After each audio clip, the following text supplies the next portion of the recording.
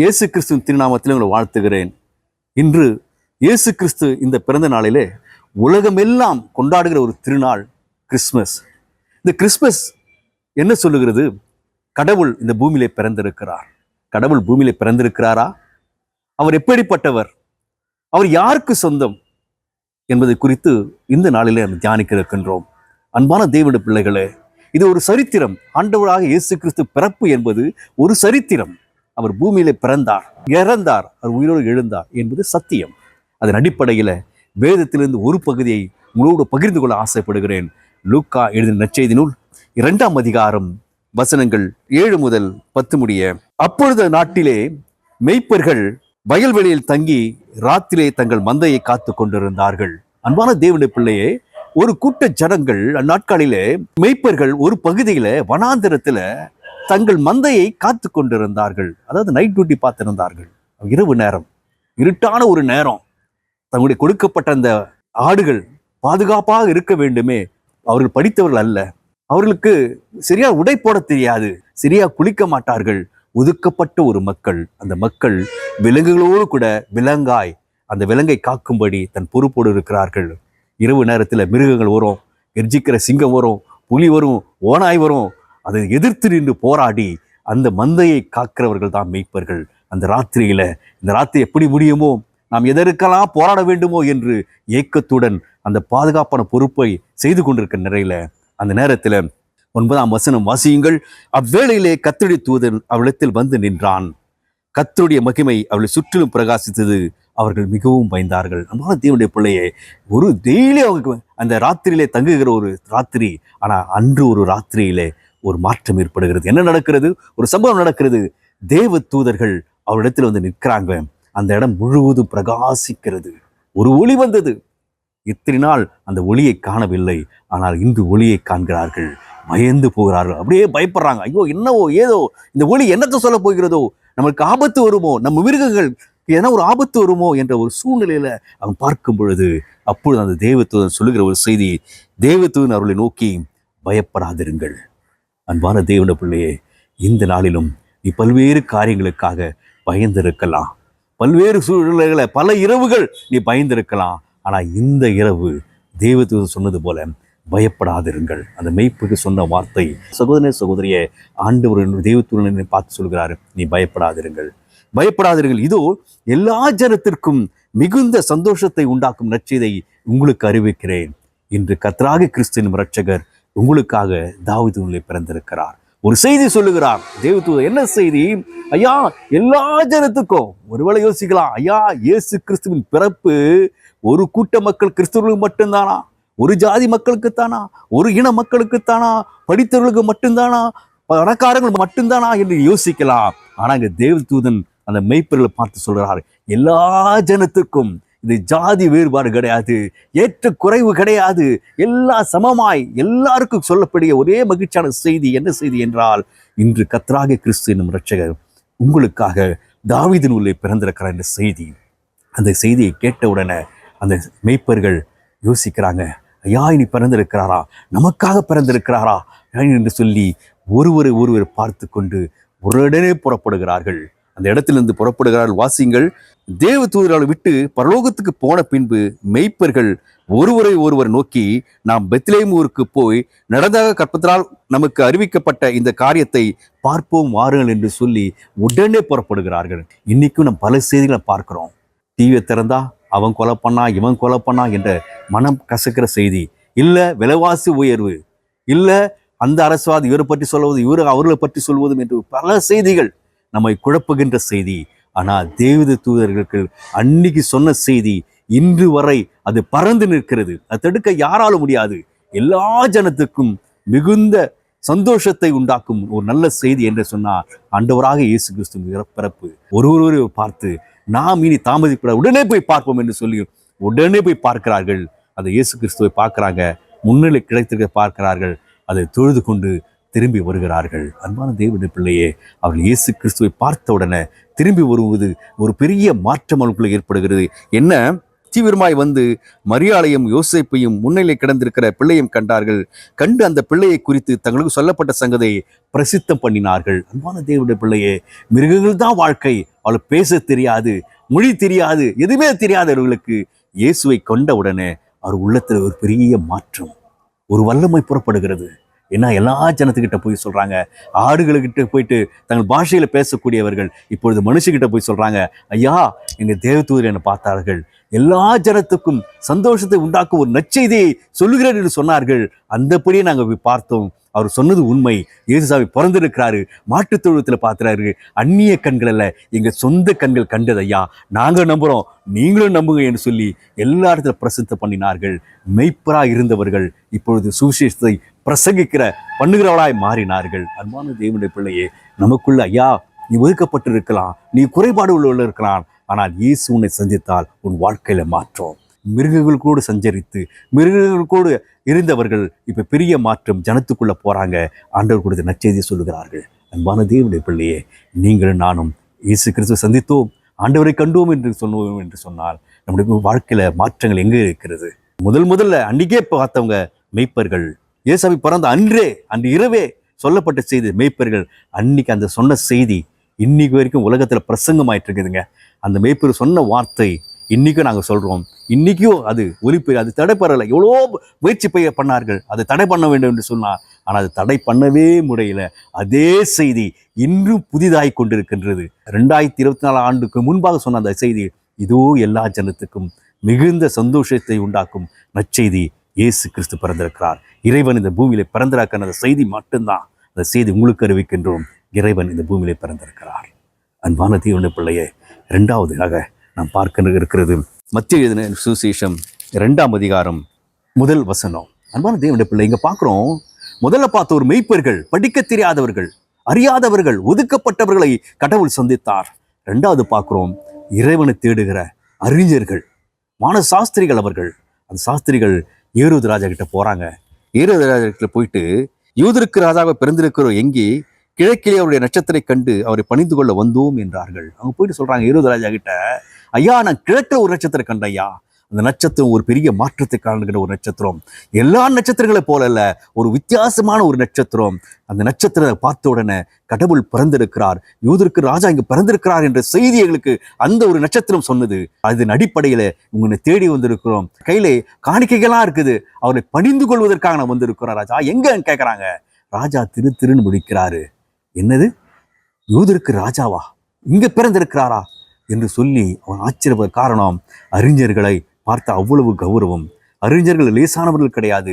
எப்படி அந்த காலத்துல தமிழ் அரசர்கள் மத்தியில ஒரு அறிஞர்களோ அல்லது தமிழ் ஆசான்களோ போயிட்டு புலவர்களோ சென்று அவர்களுக்கு எத்தனை மகிழ்ச்சி தருவார்களோ, அதே போலத்தான் இந்த அறிஞர்கள் போகும்பொழுது அவர் மீது ஒரு பெரிய மதிப்பு அரசர்கள் வைத்திருந்தார்கள். அதன் அடிப்படையில் கேட்குறாங்க, ஐயா யாரு, ஆமா இங்கதான் பிறந்திருக்கிறான்னு சொன்னோன்னே அவனுக்கு ஆச்சரியமா இருக்கு. ஐயோ, உடனே வேதப்பாரை கூப்பிடுறான். யாரு, ஏரோது ராஜா கூப்பிடுறான், எல்லாரையும் கூப்பிட்டு விசாரிக்கிறான். இல்லை, அவர் பெத்லேவிலே பிறந்திருக்கிறார். செய்தி வெளிப்படுகிறது. அன்பான தேவனுடைய பிள்ளையே, இங்கே வானசாஸ்திரிகள் அவளை பார்த்து விட்டு திரும்பி போறாங்க. அரண்மனையிலே தான் இருப்பார் என்று சொல்லி அவர்கள் யோசித்தார்கள். நட்சத்திரம் பார்த்த உடனே அவரு ஆசை, ஐயோ கடவுள் பிறந்திருக்கார், போய் பார்க்க வேண்டும் என்ற ஒரு ஆசை இருந்ததுனால உடனே புறப்பட்டு போகிறார்கள். அவர் தாமதிக்கவில்லை. அதே மாதிரிதான் சில நேரங்களில நீங்களும் நான் அவசரத்துல பல தப்புகளை செய்வோம். இங்கதான் இருக்கிறாரு, அங்கதான் இருக்கிற நம்முடைய யோசனைப்படி இங்கதான் இருப்பாரு என்று சொல்லி யோசிக்கிற ஒரு தன்மையினால பல தவறுகள் நம்ம செய்கிறோம். இங்க அப்படிதான் கடவுளை தேடுகிற அவர்கள் ஆசையாய் தன் ஆசையினால ஓடுறாங்க. அரண்மனை தான் பிறந்திருப்பாருன்னு சொல்லி அவருடைய சிந்தனை என்னன்னா, கடவுள் பெரியவர், அவர் ராஜாதி ராஜா, அவர் பிறந்திருப்பது அரண்மனையில தான் என்று சொல்லி தேடி ஓடுகிறார்கள். ஆனால் அந்த தோட்டம் அங்கே போய் பார்த்தாங்க, ஏமாற்ற கொண்டு வெளியே வருகிறார்கள். அப்பொழுது மீண்டும் அந்த நட்சத்திரம் தோன்றுகிறது. அங்கே கிழக்கில் தோன்ற நட்சத்திரம் அங்கு ஏரோது ராஜா அவருடைய அரண்மனைக்கு முன்பாக தோன்றுகிறது. அதை பார்த்தவுடனே நிற்கிறார்கள். நின்ற நட்சத்திரம் இப்போ என்ன செயல்படுகிறது, என்ன பண்ணுகிறது, அது செயலாற்றுகிறது. எப்படி? நின்ற நட்சத்திரம் நகர்கிறது. அன்பான தேவனுடைய பிள்ளையே, ஒரு பெரிய மாற்றம். இன்னைக்கு நிற்கிற நட்சத்திரம் மூவ் ஆகுது, ஒரு சேஞ்ச்.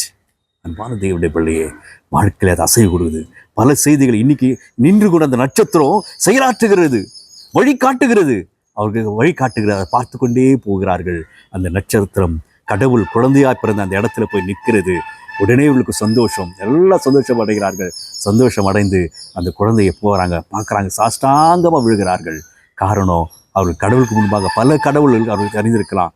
இயேசு சாமி அறியாததுக்கு முன்பாக அவர்கள் தொழுகை வேறு விதமாக இருந்தது. அறியாத ஒரு கடவுள், அறியாதவர்களை போய் தொழுது கொண்டிருந்தார்கள். அதன் அடிப்படையில் இன்னைக்கு உண்மையான கடவுள் நான் பார்த்துட்டேன் ஐயா, ஐயா அந்த நட்சத்திரம் சொன்ன செய்தி நான் கேட்டுட்டேன் ஐயா, இதுதான் உண்மையான குழந்தை, இதுதான் கடவுளுடைய குழந்தை, யூதருக்கிறாங்க இவர்தான் என்ற ஒரு நம்பிக்கையோடு சாஷ்டாங்கம் எழுத குழந்தைட்டு அந்த காணிக்கையாக தூப வர்க்கம், வெள்ளை பொன் போன்றவற்றை அவர்கள் படைக்கிறார்கள். அன்பான தெய்வ பிள்ளையே, இதை கேட்டு இன்னைக்கு கடவுள் எங்க ஐயா, கடவுள் உயிரோடு இருக்கிறாரா?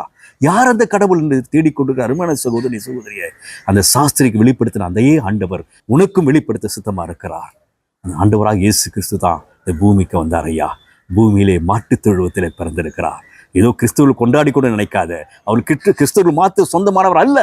அவர் எல்லா மனுஷருக்கும், ஒவ்வொரு தனிப்பட்ட பிள்ளைகளுக்கும் அவர் சொந்தமானவர். அந்த அறிஞர்கள் அதை அறிந்தார்கள், தொழுது கொண்டு போனார்கள். அன்பான தேவனுடைய பிள்ளையே, இன்னைக்கு பார்க்குறோம் அந்த நட்சத்திரம் யாரு? அந்த நட்சத்திரம் யாரு? இந்த செய்தி கூட்டிருக்கிற அருமையான அன்பான தேவனுடைய பிள்ளை, இயேசு கிறிஸ்துவை அறிந்த ஒவ்வொருவரும் நட்சத்திரங்கள். வேதத்தில் வாசிங்கள், உபாகம் 1:10 வாசிக்கிறோம். மோசே சொல்றாரு, இந்த ஜனங்களை பார்க்கும்போது வானத்து நட்சத்திரங்களை போல நான் பார்க்கிறேன் என்று சொல்லி ஆபிரகாமுக்கு சொல்லுகிறார் ஆண்டவர். வெளியே கூட்டு வர்றார், வானத்தை காட்டுறாரு. ஆகாயத்து நட்சத்திரங்களை போல உன் சந்ததியை பெருக்க பண்ணுவேன். ஏதோ கீழே இருக்கிறவங்கள இல்லையா, மேலே வானத்தில் பிரகாசிக்கிற நட்சத்திரங்களை போல உன்னை பிரகாசிக்க பண்ணுவேன். அவருடைய வாக்குதாரத்தை நிறைவேற்றுது. நீங்களும் நானும் ஆபிரகாம் சந்ததியாய், நட்சத்திரங்களாய், மின்னுகிறாய், ஆகாயத்தில் நட்சத்திரங்களாய் இருக்கிறோம். அன்பான தேவனுடைய பிள்ளைகள், ஆனால் நீயும் நானும் இயேசு கிறிஸ்துவை அறிந்திருக்கிறோமா? இயேசு கிறிஸ்து அறிந்து நீயும் நானும் மக்களுக்கு சொல்லுகிற செய்தி என்ன? அன்னைக்கு அந்த நட்சத்திரம் சொன்ன செய்தி, கடவுள் பிறந்திருக்கிறார் என்று சொன்னது மாத்திரமல்ல, செயலாற்றி தன் வழியையும் காட்டியது. ஆனால் நீங்களும் நான் நட்சத்திரமாயிருந்து எதற்கு வழி காட்டி கொண்டு இருக்கிறோம்? அன்பான தேவனுடைய பிள்ளை, யோசித்து பார். டாஸ்மாக்கு வழிகாட்டுகிறோமா? இல்லது போதைப் பொருளுக்கு வழிகாட்டுகிறோமா? விபச்சாரத்துக்கு வழிகாட்டுகிறோமா? மற்ற குழியை தள்ளுகிறவர்களுக்கு வழிகாட்டி கொண்டிருக்கிறோமா? அன்பான தேவனுடைய பிள்ளையே, நீ ஒரு நட்சத்திரம் என்று சொன்னால் உனக்குள்ள ஒரு மாற்றம் தேவை. எப்படி அந்த நட்சத்திரம் செயலாற்றியதோ செயலாற்ற தேவை. ஆண்டவன் அறிந்திருக்கிறேன் என்று சொல்லியும் நீ செயலாற்றவில்லை என்று சொன்னால் நீ செத்தவனுக்கு ஈக்குவலா இருக்க நீ நினைக்கப்படுவாய். அன்பான தேவனுடைய பிள்ளையே, ஆண்டவர் உன்னை நேசிக்கிறார். கடவுளை அறிந்து கொண்டிருக்கிற நீ உன் செயலாக்கம் எங்க? இருந்த இடத்துல நீ உண்மையா இருக்கிறையா? இன்னைக்கு வியாபாரம் செய்கிறோம் ஐயா, அவன் 10 ரூபாய் வச்சா நீ 12 ரூபாய் விற்கிற, அநியாயத்தை செய்கிறியே. கடவுளை அறிந்திருக்கிறையே, நீ பிறந்திருக்கிற அறிந்திருக்கிறையே, ஆனா நீ ஏமாற்றி கொண்டிருக்கிறாய். கிறிஸ்தவர்கள் இந்த உலகத்துல கிறிஸ்தவர்களா நடந்து கொண்டால் கிறிஸ்தவ எங்கேயோ போயிருக்கும். இயேசு எல்லாரும் அறிந்திருப்பார்கள். இன்னைக்கு நாம் அநியாயம் செய்கிறோம், செயலாற்றம் இல்லை. செத்துப்போன நட்சத்திரங்களை போல அங்கே நின்று கொண்டிருக்கிறோம். உன் வழிகாட்டுதல், உன் பெரிய மாற்றம் தேவை. இயேசு கிறிஸ்துவை அறிந்த அந்த நட்சத்திரம் அது நகர்கின்ற நட்சத்திரமாய் மாறியது. நீங்களும் நானும் இயேசு கிறிஸ்துவை நகர்கின்ற ஒரு மாற்றம் நமக்கு தேவை. வாழ்க்கையில மாற்றம் தேவை. மாற்றம் இல்லாத நட்சத்திரமா இருந்த வீண். அன்பான தெய்வ பிள்ளைய சொல்றோம், எல்லாத்துக்கும் ஒரு நட்சத்திரம் சொல்றோம். ஆண்டவராக இயேசு கிறிஸ்து தான் கடவுளை அன்னைக்கு பார்த்தாங்க. மெய்ப்பர்கள் பார்த்தார்கள், மானசாஸ்திரிக்கு பார்த்தார்கள், அவர்களுக்கு தெரிந்தது குழந்தையான இயேசுவை பார்த்தார்கள். ஆனால் நீங்களும் நானும் இன்னைக்கு பார்க்குற ஆண்டவராக இயேசு கிறிஸ்து எப்பேற்பட்டவர் தெரியுமா? எப்பேற்பட்டவர் தெரியுமா? அவருக்கு விலாசம் இருக்க தெரியுமா உங்களுக்கு? அன்பான தேவனுடைய பிள்ளையே, இன்று ஆண்டவராக இயேசு கிறிஸ்து பிறந்திருக்கிற அந்த செய்தி, நம்மையும் உன்னையும் என்னையும் ரத்தத்தால் கழுவப்பட்ட அந்த இயேசு கிறிஸ்து, ஆண்டவராக இயேசு கிறிஸ்து தான் இன்னைக்கு பிறந்த நாள். அவருடைய பிறந்த நாள், ராஜாதி ராஜனுடைய பிறந்த நாள், நம்மளை விடுதலாக்குகிற கடவுளுடைய பிறந்த நாள், நமக்காக ரத்த சிந்தினவருடைய பிறந்த நாள், சாத்தானை காலில் மிதித்தவருடைய பிறந்த நாள். எப்படியா நீ சொல்லுகிறாய் என்று கேட்கிறான். அன்னைக்கு யூதருக்கு ராஜாவை அறிஞர்கள் அறிமுகப்படுத்தினார்கள். ஆனா ஆண்டவராக இயேசு கிறிஸ்துவை அறிமுகப்படுத்துகிற ஒருத்தர் இருக்கிறாரு. அவர் விலாசத்தை கொடுத்தாரு. யார் அவருக்கு விலாசத்தை கொடுத்தது? தேவனுடைய அவங்க அப்பா அம்மா கிடையாது. மரியாள் யோசேப்புக்கு அவர் விலாசத்தை கொடுக்கவில்லை. கூட சீஷர்கள் அவருக்கு கொடுக்கவில்லை. அற்புத அடையாளங்கள் செய்தார்களே, அவர்களுக்கு கொடுக்கவில்லை. ஐயா, அதுக்கு மாத்திரத்துல பிலாத்து, அவர் எதிர்த்தவர், சிலுவையை அறையும்படி கட்டளையிட்ட அந்த பிலாத்து கொடுத்த விலாசம் வாசிங்கள். யோவான் 19:19 வாசித்து பாருங்கள். அவருக்கு விலாசத்தை அவருடைய சிலுவையிலுமை வைத்தான். அதுல என்ன எழுதியிருக்கிறது? நசரேயனாக இயேசு, யூதருக்கு ராஜா. அன்பான தேவனுடைய விலாசம் வேதத்துல சொல்லிக்குதுங்க. விலாசம், பிலாத்து கொடுத்த விலாசம். அது அட்ரஸ். ஒரு மனுஷன் இந்த பூமியில பிறகு அவன் அட்ரஸ் தேவைங்க. அட்ரஸ் இல்லாததுக்கு இங்க இடம் கிடையாது. ஆதார் கார்டு வாங்குறோம், ஆதார் கார்டுல பேர் இருக்குது, எல்லாம் இருக்குது. அப்பதான் நீ மனுஷன். அதே மாதிரி தான் இந்த உலகத்துல கடவுள் வந்தார் என்பதற்கு, பூமியில வந்தார் என்பதற்கு அன்னைக்கு வானசாஸ்திரிகள் மேய்ப்பர்கள் சாட்சி, அவர் சிலுவையில் அறையப்பட்டார், ரத்தம் சிந்தி கொண்டிருக்கிறார் என்று அதற்கு சாட்சி அந்த பிலாத்து கொடுக்கிறார். அன்பான தேவனுடைய பிள்ளையே, இன்னைக்கெல்லாம் கூகுள் வந்துச்சு, எல்லாம் பார்க்குறோம். இங்கே எங்கன்னா வழி போனால் டக்குனு கூகுளில் போட்டு போகிறோம். அது சில நேரத்துக்கு தப்பான வழியில் போய் மாட்டின்னு பலர் அவஸ்தைப்பட்டு இருக்கிறாங்க. ஆனால் வானத்தில் காட்டுற அந்த நட்சத்திரம், அது வழிநடத்துகிற நட்சத்திரம், அது சரியான வழியை காட்டுகிறது. அன்பான தேவனுடைய பிள்ளையே, நீயும் நானும் நட்சத்திரம் என்று சொன்னால் இந்த உலகத்தில் இருக்கிற மக்களுக்கு ஒவ்வொருவருக்கும் சரியான வழி காட்டுகிற பொறுப்பு நம்மகிட்ட இருக்கிறது. மறந்து போகாத. ஆண்டவரிடத்தில் நீயும் நானும் தவறினால் நீ திசை திருப்புகிற ஒரு நட்சத்திரமாய் மாறி நீ வேறு விதமாய் போயிடுவ. அன்பான தேவனுடைய பிள்ளையும் 2024 முன்பாகவே கூகுளை கண்டுபிடித்து அதை இயக்கியவர் கடவுளையா. இன்னைக்கு அறிஞர் சொல்லலாம், நான் கண்டுபிடிச்சேன்னு சொல்லி எல்லாவற்றையும் செய்தவர் ஆண்டவர். அன்பான தேவனுடைய பிள்ளையை விலாசத்தை கொடுக்கிறார். இன்னைக்கு நாம பார்க்கிற பார்வை எப்படி? அன்னைக்கு அந்த சாஸ்திரிகளும் மெய்ப்பர்களும் குழந்தையா பார்த்து செய்தியை சொன்னார்கள். இன்னைக்கு நீங்களும் நானும் அதை அனுபவிக்கிறோம். கடவுள் சிலுவையில் ரத்தம் சிந்தினார். அன்பான தேவனுடைய பிள்ளையே, சிலுவையில் ரத்தம் சிந்தின ஆண்டவருடைய பிறந்த நாள் இது. இன்னைக்கு ஐயா, அந்த பாவத்தில் கழுவப்பட்ட என்னை பாவத்தை கழுவினருடைய பிறந்த நாள் இது. சாத்தானை நசிக்கிறவருடைய பிறந்த நாள். இது மாதிரி யாரா இருக்கிறதா? பிறந்துக்கும் ஒரு செய்தி, இறக்கும் பொழுது செய்தி, அவர் உயிரோடு இருக்கிறார் என்பதற்கும் நீங்களும் நானும் சாட்சிங்க. தேவனுடைய பிள்ளையும் இந்த பிறநாளையில் ஒருவேளை யோசித்து பாருங்க. யூத ராஜா என்ன பண்ணான்னு கோவம் வந்துச்சு. வானசாஸ்திரிகள் போட்டு என்னை விட யூதருக்கு ராஜாவா கலக்கம் அடிச்சிட்டான். ரொம்ப கலக்கம். வேதத்தில் பாருங்க, கலக்கம் அடிச்சு என்ன சொல்றான்? 2 வயதுக்கு உட்பட்ட ஆண் பிள்ளைகளெல்லாம் கொல்லுடா என்று சொல்லி கட்டளை எடுக்கிறான். கட்டளை எடுக்கும் பொழுது ஒவ்வொரு பிள்ளைகளை கொல்லுகிறாங்க. அந்த ஊரே ஒரே அழுகை பள்ளத்தாக்கா மாறியது. இயேசுவின் பிறப்பு அநேகருக்கு கொல்லும்படியாய் துக்க நாட்டாய் இன்னைக்கு கூட அதை அடக்கும்படியாய் ஒரு அரசு தன்னுடைய வாழ்க்கைக்கு, தன்னுடைய அரசுக்கு எதனா பாதிப்பு வந்து விடுமா? ஒரு அரசர் வந்திருக்கிறாரே, என்னை அழித்து விட ஒரு பயம். தன் அரசை காத்துக்கொள்வதற்காக அன்று கொல்லுகிறான் அவன். இன்னைக்கும் பலர் அவருடைய அரசியலை காப்பாற்றுவதற்காக கிறிஸ்துவர்களை கொல்லுகிறார்கள். கிறிஸ்துவர்கள் நசுக்கப்படுகிறார்கள். காரணம் அவங்களுக்கு ஒரு பயம். ஐயா, இவள் உலகத்தை கலக்கி விடுவார்களா? எல்லாரும் மாற்றி விடுவார்களா? ஆண்டவர்களை கொண்டு வந்து விடுவார்களா? உண்மை வெளிப்படுத்துகிற ஒரு பயம். இன்னைக்கு மணிப்பூரில் பார்க்குறாங்க. எத்தனை வேதனைங்க. மணிப்பூரில் வீடு இழந்து, நிலத்தை இழந்து, பிள்ளைகளை இழந்து காட்டில் வசிக்கின்ற ஒரு சூழ்நிலை. ஆனாலும் இந்த பிறந்த நாளில் அவளுக்கு ஒரு நம்பிக்கை பண்ணுவாங்க. கண்டிப்பாக நான் நம்புகிறேன். அவர் ஆண்டவர் நோக்கி, ஆண்டவரே, உங்களுடைய பிறந்த நாளில் நாங்கள் எந்தப்பட்ட ஒரு சோதனை வந்தாலும், யார் எங்களை நசுக்கினாலும் உங்களை விட்டு நாங்கள் போக மாட்டோம் ஆண்டவரே. நாங்கள் உண்மை காட்டுகிற ஒரு பிரகாசமுள்ள ஒரு நட்சத்திரமாய் இருப்போம் ஆண்டவர் என்று சொல்லி அவருடைய விசுவாசம் இன்னைக்கு வரைக்கும் நடந்து கொண்டு இருக்கின்றது.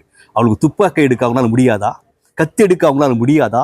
பாம் எடுக்க முடியாதா? புரட்சி செய்ய அவங்களுக்கு முடியாதா? ஆனா ஆண்டவருடைய அன்பை பிரதிபலிக்க மாத்திரமே ஆண்டவர் கற்றுக் கொடுத்தபடியால், அந்த அன்பை வெளிக்காட்டும்படியாய் அவள் எதையும் ஏந்தாமல் அன்பை மாற்றி சுமந்து கொண்டு ஆண்டவரை பின்பற்றுகிறார்கள். அன்பான தேவனுடைய பிள்ளையே, அநேக கிராமங்களில் ஆண்டவருடைய மிஷினரிமார்கள் கொல்லப்படுகிறார்கள், இரத்த சாட்சியா மறிக்கிறார்கள். அன்பானவர்களே, அவர்களுக்கு மாத்திரமல்ல, ஒருவேளை இந்த கிறிஸ்மஸ் காலங்களில் இயேசுக்குள்ள ஆண்டவர் தான் வாழ்க்கை, ஆண்டவரை விட்டு நான் போக மாட்டேன், ஆண்டவர் எந்த ஒரு சூழ்நிலை போக மாட்டேன் என்று சொல்லி விசுவாசத்தில் உள்ள குடும்பங்கள் அநேகம் எனக்கு தெரியும். அன்பான தேவனுடைய பிள்ளையே, அவர்கள் குடும்பத்தில் பல இழப்புகள் இருக்கலாம். ஒருவேளை ஒரு மகனை இழந்திருக்கலாம், கணவனை இழந்திருக்கலாம், பிள்ளைகளை இழந்திருக்கலாம், மனைவியை இழந்திருக்கலாம். ஐயோ, போன கிறிஸ்மஸில் இவங்க கூட இருந்தாங்களே, இந்த கிறிஸ்மஸில் இந்த விபத்தினால எனக்கு இப்படி ஆகிடுச்சு என்று கலங்கி கொண்டு இருக்கலாம். அன்பான தேவனுடைய பிள்ளையே, ரத்தம் உடம்புல வந்தா ஒண்டி ரத்த சாட்சி கிடையாது. மனசில் நீ வேதப்பட்டு கொண்டு, மனசில் இருதயத்தில் சிந்துகின்ற ஒவ்வொரு ரத்தமும் ரத்த சாட்சி. ஆண்டவர் அதை கணக்கில் வைத்திருக்கிறார். கலங்காத. அன்பான தேவனுடைய பிள்ளையே, நீ உன்னுடைய கஷ்டம் சந்தோஷமாக மாறும் காலம் சீக்கிரமாய் வரும். ஆண்டவர் அந்த இடத்தை நிரப்புவார். இந்த பிறந்த நாளிலே நீ கவலைப்படாத. அன்பான தேவனுடைய பிள்ளையே, நீ நட்சத்திரமாக இருக்கணும். அநேகருக்கு எப்படி அந்த நட்சத்திரம் சரியான வழியை காட்டினதோ, எப்படி அந்த மேய்ப்பர்கள் எப்படி அந்த ஆடுகளை காயத்தை கட்டுவது போல மனுஷனுடைய காயத்தை கட்டுகளாய் மாறினார்களோ, அதே போல் இந்த கிறிஸ்மஸ் காலங்களில் நீங்கள் பலகாரம் முறுக்கு சுட்டிருப்பீங்க, அதை சுட்டிருப்பீங்க, சமோசா சுட்டிருப்பீங்க, அதெல்லாம் எடுத்துகிட்டு போய் கொடுப்பதை காட்டிலும் பாதிக்கப்பட்டவர்களுக்கு கடவுள் உங்களுக்கு ஆறுதல் படுத்துவார்.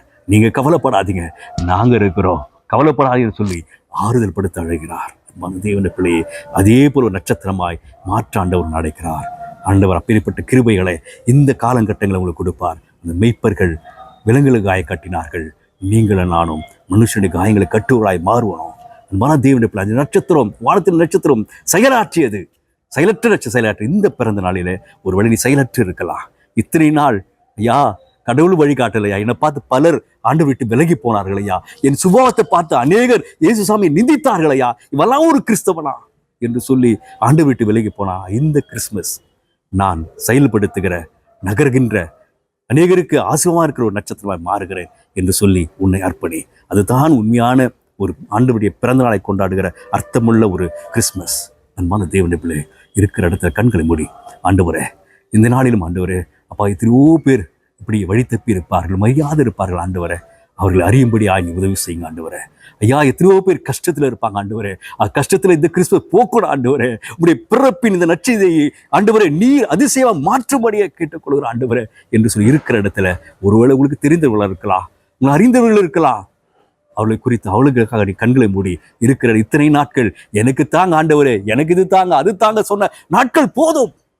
இந்த நாளிலாவது ஆண்டவரே பிறப்பின் நாளிலாவது மற்றவர்களுக்கு நாங்கள் கொடுக்கணும் ஆண்டவரே. இது ஆண்டவரே என் வாழ்க்கையை நான் அர்ப்பணிக்கிறேன் ஆண்டவரே. அப்பா இந்த நாளிலும் அநேகரின் ஆசீர்வாதம் சொல்லி கண்களை மூடி ஆண்டவர் சமூகத்தில் நம்ம அர்ப்பணிப்போம். அன்பின் ஆண்டவரே இந்த அருமையான வேலைக்காக உங்களுக்கு நன்றி செலுத்துகிறோம். இந்த செய்தியை கேட்டுக்கொண்டிருந்த ஒவ்வொருவருக்காக நன்றி அப்பா. ஆண்டவர் இதை பார்த்து கொண்டிருக்கின்ற விசுவாசத்தை கூட ஐயோ கடவுள் எங்க இருக்கிறார், அவர் உண்மையான கடவுளா என்று சொல்லி கடவுளை தேடிக்கொண்டிருக்கிற அருமையான சகோதரர்களுக்காக ஜெபிக்கிறோம் ஆண்டவரே, சகோதரிக்காக ஜெபிக்கிறோம் ஆண்டவரே. இந்த நாளில் நீ பூமியில் பிறந்திருக்கிறதை அவர்கள் வெளிப்படுத்துங்க ஆண்டவரே. ஆண்டவரே இந்த பூமியிலே நீ வந்த ஆண்டவரே அவர்களுக்காக பரித்தீர் என்பதை பிலாத்து எப்படி உணர்ந்தாரோ அதே போல கடவுள் இல்லை என்று சொல்லுகிறவர்களுக்கு நீங்க இருக்கிறீர்கள் என்பதை உணர்த்தும்படியாக கேட்டுக்கொள்கிற ஆண்டவரே. அப்பா இந்த நாளிலும் கிறிஸ்து அநேகர் தங்கள் பிள்ளைகளை இழந்திருக்கலாம் ஆண்டவரே, கணவனை இழந்திருக்கலாம் அப்பா. துக்கத்தோடு ஐயோ இந்த கிறிஸ்துவ இப்படியா இருக்கிறது கண் கலங்குற ஒவ்வொருவருக்காக வேண்டிக் கொள்கிறோம்ப்பா. கர்த்தர் மாற்றத்தை கொடுங்க ஆண்டவரே, நீர் ஆறுதல் படுத்தும் மெய்யான சமாதானத்தை இப்பொழுதே கட்டளிடுவீராக ஆண்டவரே. இந்த நாளிலும் ஐயா இத்தனை கிறிஸ்துமஸ் நாட்களில் நான் செயலற்ற நட்சத்திரமாக இருந்தேன், இப்பொழுது ஆண்டவரே உடைய செய்தியை கேட்டபடியால் நான் செயலாக்குகின்ற ஒரு கிறிஸ்துவ மாறணும் ஆண்டவரே. இத்தனை நாள் ஆனால் வஞ்சனையாய் அதிக விலையில வியாபாரம் செய்த ஆண்டவரே, நான் எனக்கு லாபம் வரும் என்ற ஒரே நோக்கத்தோடு கூட அநேகத்தில் நான் ஆண்டவர் அநியாயமாய் பணத்தை வாங்கின ஆண்டவரே. இந்த கிறிஸ்துமஸ் முதல் வருகின்ற புத்தாண்டு முதல் என் வாழ்க்கையில மாற்றத்தை கொடுங்க ஆண்டவரே. ஆண்டவரே நான் உண்மை பிரதிபலிக்கிற பிள்ளையாக என் வியாபாரத்திலும் எல்லா போகிற இடத்திலும் வேலை செய்கிற இடத்திலும் நான் உண்மையாக இருப்பதற்காக நான் இந்த நாளில் அர்ப்பணிக்கிறேன் ஆண்டவரே என்று சொல்லி அர்ப்பணிக்கின்ற ஒவ்வொருவருக்காக வேண்டிக் கொடுக்கிறேன் கர்த்தாவே. அவர் வாழ்க்கையை மாற்றுங்க ஆண்டவரே. கர்த்தர் இந்த கிறிஸ்துமஸ் காலங்களில் ஆண்டவரே பிள்ளை இல்லாதவர்களுக்கு ஆண்டவரே பிள்ளை கொடுங்க ஆண்டவரே. கர்ப்பத்தை கொடுக்கிறவன் நீர் அல்லவா ஆண்டவரே, கர்ப்பத்தின் கனியை தரும்படியாமல் வேண்டும் செய்யா ஐயா. எனக்கு எங்கே போனாலும் வேலை இல்லை என்கிறார்கள் ஆண்டவரே. ஐயா எனக்கு கல்வி அறிவு இல்லையே என்று சொல்லுகிறாளப்பா. ஆண்டவர் எனக்கு திறமையை கொடுங்க ஆண்டவரே, வேலை வாய்ப்பு கொடுங்க என்று சொல்லி ஆண்டவர் கதைகள் ஒவ்வொருக்கும் வேலை கொடுங்க ஆண்டவரே. இந்த கிறிஸ்துமஸ் காலங்களில் ஐயா என்னுடைய அப்பா என்ன அம்மா அல்லது குடும்பத்தில் நாங்கள் பிரிந்திருக்கிறோம் ஆண்டவரே, கணவன் மனைவி பிரிந்திருக்கிறோம் அப்பா ஆண்டவரே. வருகின்ற கிறிஸ்துமஸ் ஆகாது இந்த நாளிலாவது நான் ஒன்றுபடுத்த வேண்டும் என்று சொல்லி ஜெபிக்கின்ற ஒவ்வொருவருக்காக வேண்டிக் கொள்றையா. பிரிந்திருக்கிற குடும்பங்கள் எல்லாம் ஆண்டவரே இணைக்கப்பட உதவி செய்யுங்கப்பா. வியாதியின் படுக்கையில ஐயா இந்த கிறிஸ்துமஸ் காலங்களில் இந்த வியாதி எப்பொழுது மாறும் என்று கதறிக்கொண்டு ஒவ்வொருவருக்காக வேண்டிக் கொள்கிறோப்பா. இந்த பிறப்பு நன்னாளிலே கர்த்தருடைய கரபார்கள் தொடுவதாக அவர் பூர்ண சுகத்தை தருவையாக ஆண்டவரே. கர்த்தர் பரிபூர்ண சுகத்தை தாருங்கப்பா. கர்த்தர் ஒவ்வொரு கரத்தில் ஒப்பிடுகிறோம். இயேசுவின் நாமத்தினால் வேண்டிக் கொள்ளும் பிதாவே, ஆமென்.